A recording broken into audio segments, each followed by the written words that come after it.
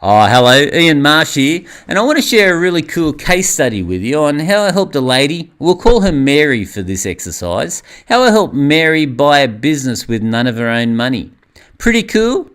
Well, some may say that it's mission impossible to actually buy a business, a profitable business, without using any of your own money. But you keep watching and I'm just going to show you exactly how we did it. And the good news is it's downright simple.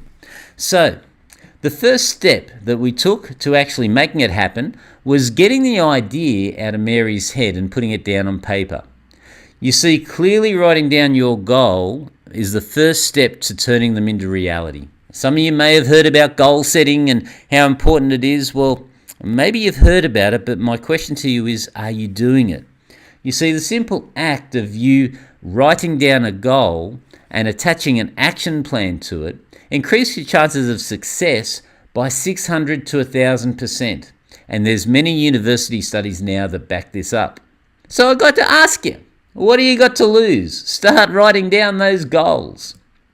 Now, the next point, the next step that we took was to start thinking about our client. Now, understanding who your client is critical for you to have a successful deal. Now, this is a sale. Understand, even though it's a business that we're buying, we're selling ourselves. Remember, we're not putting money down on this deal, but we've got to sell such a deal to this person that they say, oh yeah, what do I need your money for? I just want to sell the business. So to do that, we need to understand the client. And we want to understand their wants, needs, fears, and desires so that we can then start to structure a deal that they make it hard to say no to. So what was it that motivated this person? Was it a lump sum of money that they wanted so they could buy a Harley Davidson or a convertible and look 10 years younger as they drive down the street with all the chickie babes looking at them? Or was it they wanted to put a massive lump sum into their retirement so they could have an annuity?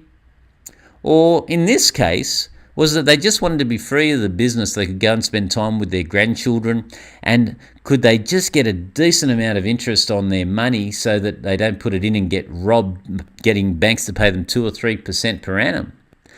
Once we knew the motivation behind the business owner and why they wanted to sell, well then it wasn't that hard for us to construct a compelling offer, something that addressed all of the challenges and all of the reasons why he wanted to sell.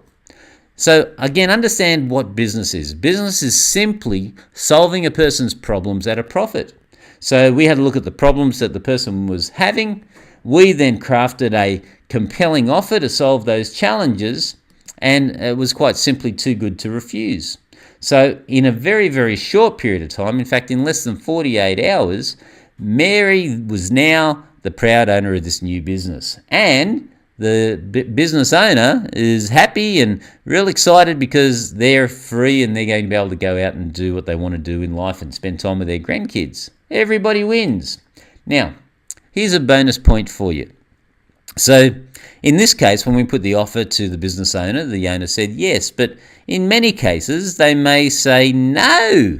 Now, that might strike fear into many's hearts, unless you understand this principle, and that is that no does not always mean no, it just means not yet. I want you to understand it can take up to 19 touches for someone to make a buying decision, and yet most people give up after one. So again, in summary, write clear goals down of what you want to achieve, understand who your client is and what they're wanting from the deal, and then create a compelling offer that they simply cannot say no to. And Bob's your uncle, you'll be doing deals with no money just like we do. So if these things are of interest to you and you'd like to know more, then you can see the 7-figure discovery webinar we've put together at streetsmartbusinessadvisors.com.au. You can see how many others have generated 6 and 7-figure incomes by becoming street smart and applying these strategies and principles to how they do things in business.